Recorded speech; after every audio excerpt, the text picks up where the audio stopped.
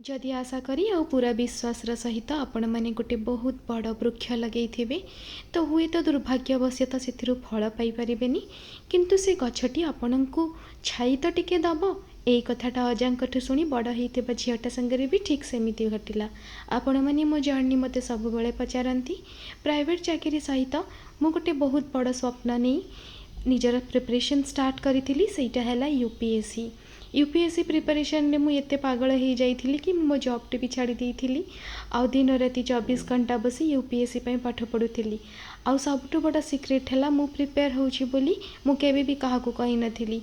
बहुत दिन पर मो बाबा मामा को जनईली से माने भी कही तू निश्चय पारिबु किंतु कहीदे हुए तो मुझे प्रिपरेशन ठीक से करि पारि नथिली या फिर हुए तो मुझे लायक नथिली तेणु मु यूपीएससी क्लियर करि पारि नथिली।